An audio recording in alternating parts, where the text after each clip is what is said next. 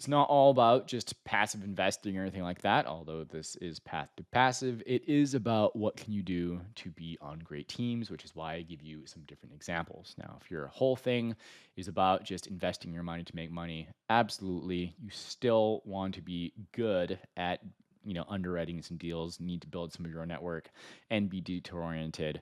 But again, the idea is if you want to be in teams and you want to leverage your unique ability to do more on one of them, maybe it's still an opportunity where you can partner with others before you invest, even something like a passive deal. Welcome to the Path to Passive podcast, where we talk about building wealth and empowering lifestyle through commercial real estate investing for tech professionals. I always wish that other tech professionals reaching financial freedom had documented their journey along the way, so I'm doing it for the rest of us. Join as we explore stories, many failures, and lessons learned along the way. I hope you enjoy and subscribe.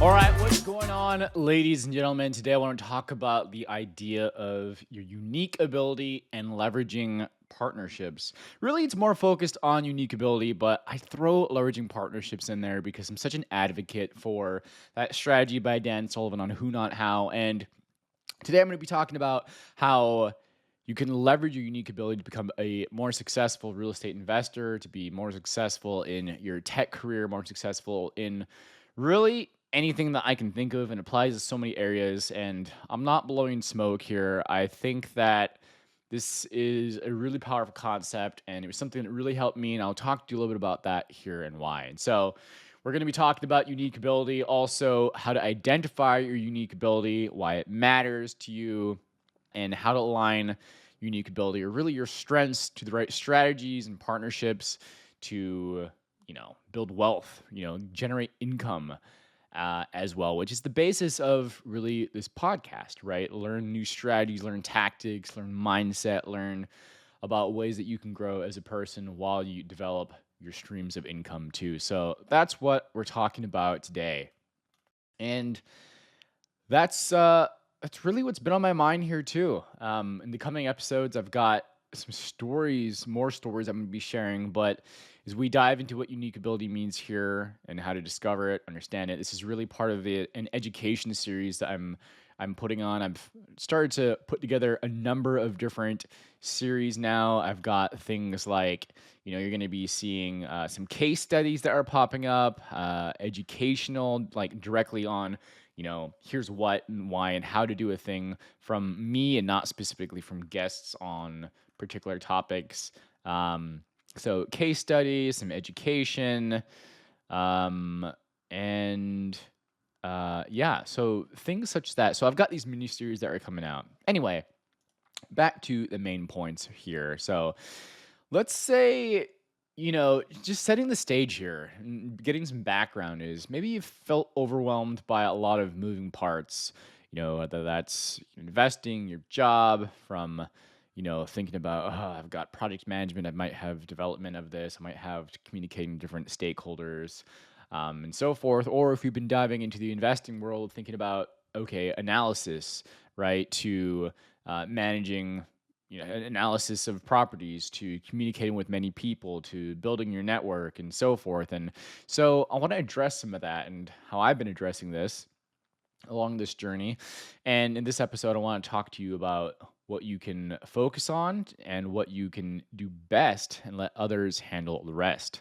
And that's really some of the background here. So a little bit of a quick personal story here as we dive in. I want to talk about when I first started investing in real estate, and I bought a couple of single family homes, as you might know. I have listened to in the past my episodes. If I, went from the tech RSU, some, and cash I had saved up.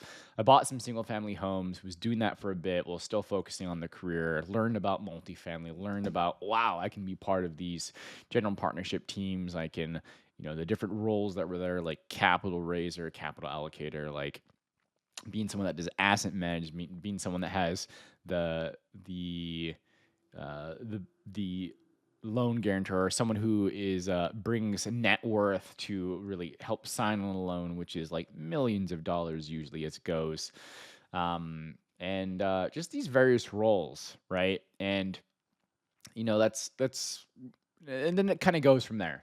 But that's when I had first started, I thought I had to do a lot of things, myself, even with those single family homes. I thought, all right, can I do property management? That makes sense. Well, let me hire some people out and, was analyzing deals, trying to network with different people, and was trying to understand property management and was really tiring, honestly.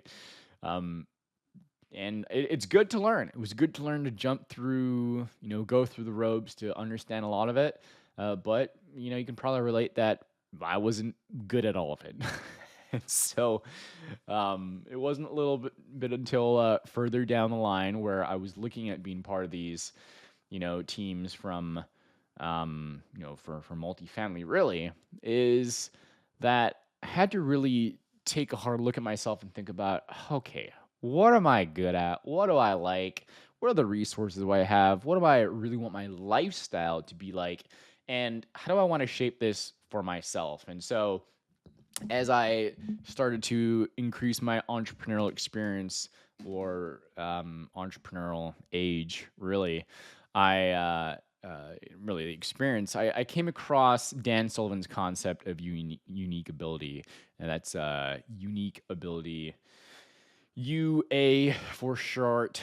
And completely changed my perspective because I used to be more of this competitive type of mindset as it goes with being hyper competitive in somewhere like tech industry as an example. It's like, all right, how do I achieve more? How do I get a leg up on other people, and versus being more collaborative and think about working on teams. I thought it was a kind of, this is my space, I'm going to be best, all that kind of stuff. But um I was looking at unique ability, look at the teams to be on, and you have to be on teams. That's the thing. You absolutely have to be on the team. So, unique ability is a combination of what you're naturally excellent at and what gives you energy. Okay, naturally excellent at and what gives you energy, and really double clicking an emphasis of what gives you energy. So, for me, honestly, I really do like building relationships. I do like creating content. I like speaking with others. I like shaking hands, kissing babies, shaking babies, kissing hands, educating others. It's been a superpower of mine for a while. I've been told this for a long time. And, once I started to really think about leaning into the strengths, I realized I didn't need to do as much of things like the analysis and property management. I could partner with experts who are really great at those things. Now, does that mean that I should not be great at these things too? That is correct. It's something that you should definitely be good at as well. Should I be great at analyzing? You bet. You absolutely bet it's something that I should be well rounded to. But other things like the property management or asset management doesn't have to be where I would say is something I'm naturally excellent at, and it is not something that gives me energy. That's what I said. Pay attention to what gives you energy. Do you love it? Could you, questions like, could you have, time just blow by with whatever you're doing and just be so engrossed in that thing? That's what you love to do. All right. And so the shift allowed me to focus more on building connections, to communicate with others, ask the questions in a conversational manner to get to know other people's needs, their wants, what fits their lifestyle, and help them strategize and solve problems for them. So things like focusing on raising capital, like building my podcast, connecting with investors, connecting with other industry experts. And these are the areas which I thrive because I love being out there. Now, being in tech, again, yeah, absolutely. I'm technical. I've got the certifications. I've been in network engineering. I've been in, a TPM, a technical program manager, building new regions, a tactical account manager, working with customers, and a business development manager, working with partners to grow them too. And now as a solutions architect, I have to be technical, but it's not like the thing that absolutely gives me the most energy. I do love it, but I do love other things more, and all about relationships, right? So pay attention. What gives you energy? What gives you energy? So look at those areas and where you're thriving, and look at the results that you get in the past that you might have got from what does give you energy. Chances are you probably treat it much more like a game. Chances are if things happen and, you may not get the result that you like right away, you're just going to keep trying because it's just part of the game. It doesn't matter. You want to learn about all the different facets of it. You want to learn about all the different angles, and you can start, learning what the rules are, but then learn that there are no rules in the sense that maybe I should better articulate that the rules are meant to be broken, meant to be bent.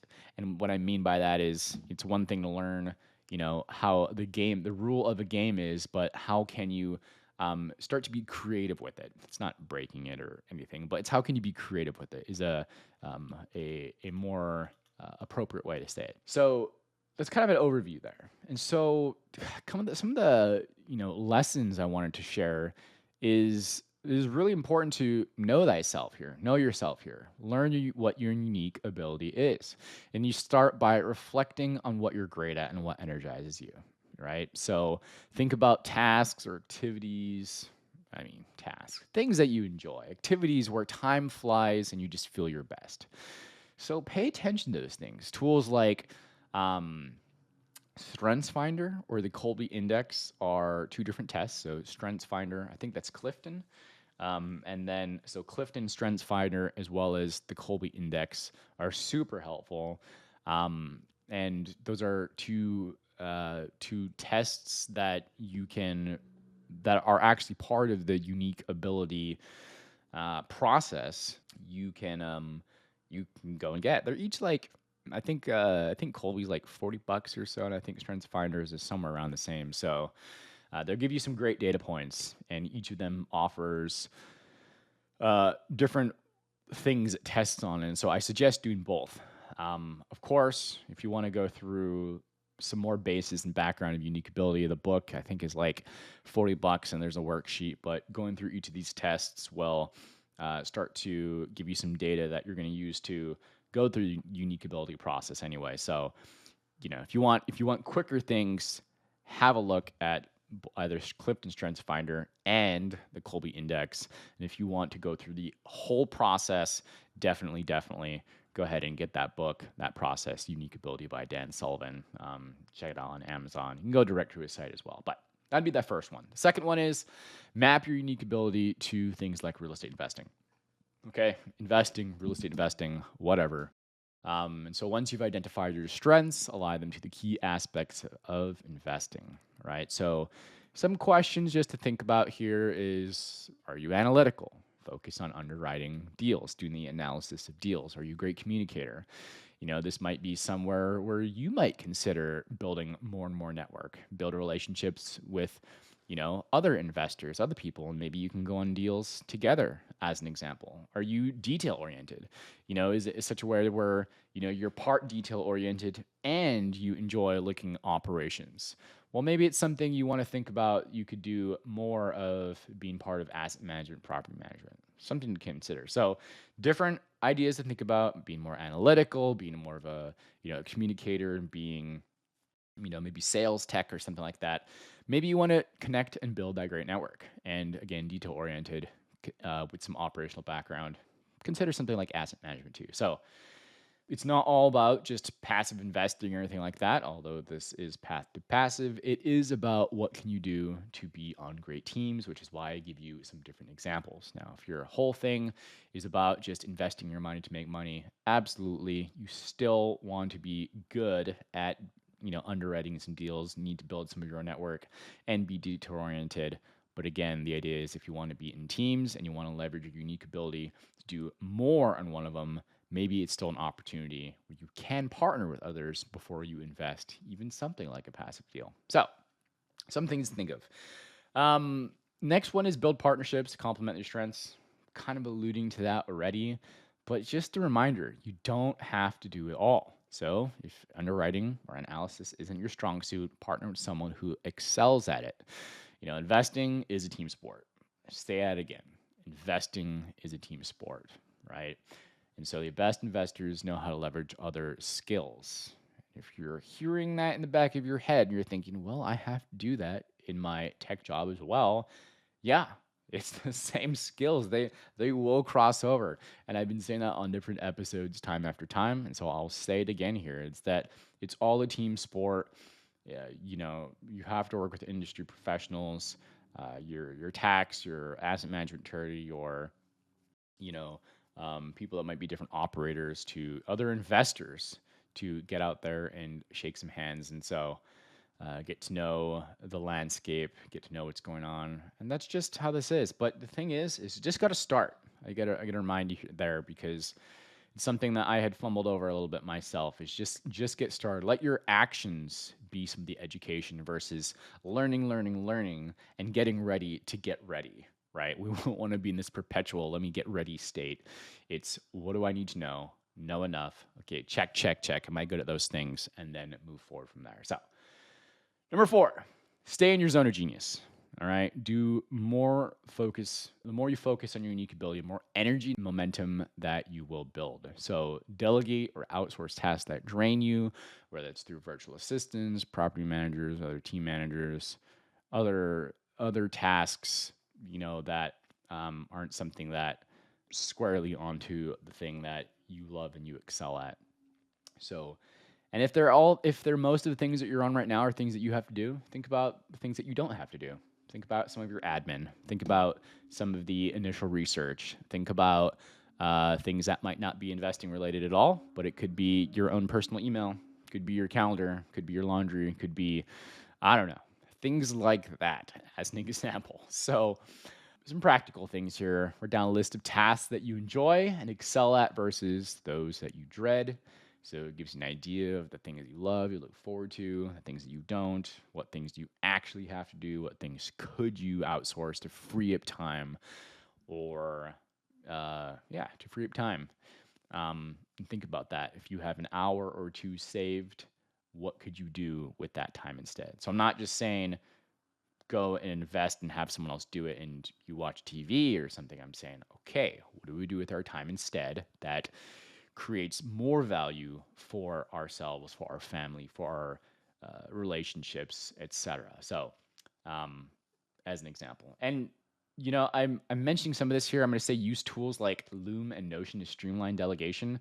Um, Loom is an awesome tool, and I use this a lot with my assistants. And I'm in the next episode. I'm going to be talking about how I do as well. Now, there's so much information on using assistants or virtual assistants at that I highly, highly, highly recommend that if you are a tech professional listening to this and you are making 300K, I mean 100K, whatever, as well, like learn to use a virtual assistant. It'll change your life. Next episode will be all about that. And I've got a cool story to go along with that too. But anyway, so think about an area of investing now that you feel energized, that you would learn more about, and write down one other where you feel drained. So start by focusing on what your strengths are and building some support for the rest. So your practical tip here is 2 things you're going to write down. One area of investing that you just really want to learn more about. That you could, like, again, time could pass and you could just not get enough information, right? And then the second is what other area is just like, I don't really want to, I don't really like doing this a lot, and it kind of sucks energy. Now, whether or not it's something that you should do, become some proficiency at, is different question.